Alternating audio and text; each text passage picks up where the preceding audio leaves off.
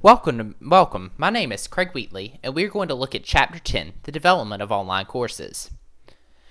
Today's world is growing rampant, especially in technology. In Chapter 10, we learned that instructional designs must be stable, meet internal and external standards, must engage and support the learners and teachers, must be developed in a cost-effective way, and we look at the issues of developing an online course.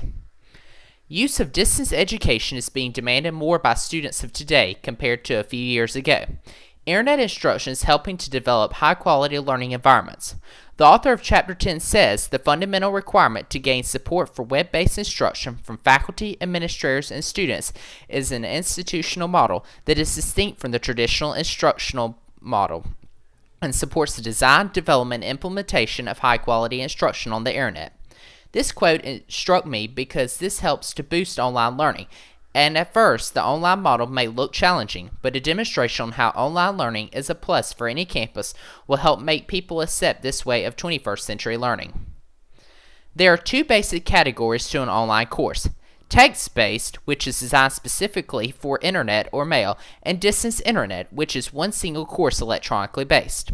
The author makes an interesting point when he says, from the mid-1990s to the early 2000s, the majority of distance education courses found on the web involved text that had merely been converted to electronic form and placed on a website for students to print them and then read. The criticisms of this are that it does not make use of computer instructional means and that printing costs are placed on the student. The next course brought up is the Learning Management System, or LMS.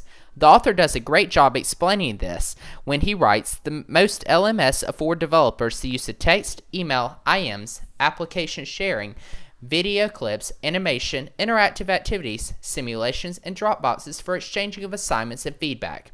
LMS allows learners to be student-centered, and Marzano said it is placing the control of learning into the hands of the learner. After all, this is what online learning is about. According to the author, the next generation of online learning that is characterized primarily by a shared domain of interest where members interact, learn together, and develop a shared repertoire of resources. This is what makes online learning successful, is the students coming together to accomplish their learning goals. However, to begin an online course, you must have a few documents to get everyone on the same page. These include a letter of welcome, general information about online learning, information on how to access the course, student login information, rules and procedures, syllabus, and basic administrative regulations. All these help to make a successful online course.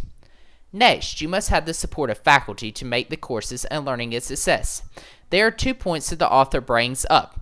They are: 1. Some faculty are unsure if they have or even want the technical abilities to develop an online course, and 2.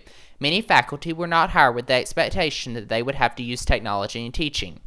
This is very similar to what is occurring at my school, where faculty who are veterans are not willing to integrate technology because they do not know how to use it.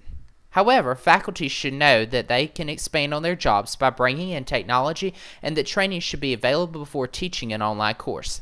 Each of these simple time investment strategies will pay off in a successful online course. Every online course needs its guidelines. Before the class begins, the instructor should outline the guidelines in the syllabus. According to the author, there are a few ways to have success in an online class. These are encouraging contact between students and faculty, use active learning techniques, give feedback, emphasize time on task, and communicate high expectations. Each of these are the backbone to a good online class because they bring together all learning methods and promote great learning in the class. With all the information, many are wondering if they can survive teaching an online course. According to the author, there are some technical skills to follow. These are basic PC skills, software applications, and understanding the web. People who possess these skills will be a great proctor of an online course. The next phase of an online course is time management. The author says instructors need to be organized and able to work under pressure and be there for the students. This way, the instructors will be able to survive teaching an online course. Lastly, as I mentioned earlier, you have to be organized and know how to lead a team. Educators must know how they want to conduct the class and what the learning goals will be. To accomplish this, the educator will have to develop a team. According to the author, the team is the experts, designers, and developers. In this, you have subject matter experts who check the content and make sure that it is appropriate alternative to lecture given in a traditional course. The designer who evaluates, helps create resources, provides advice on how to present information, evaluates instruction, and acts as the editor.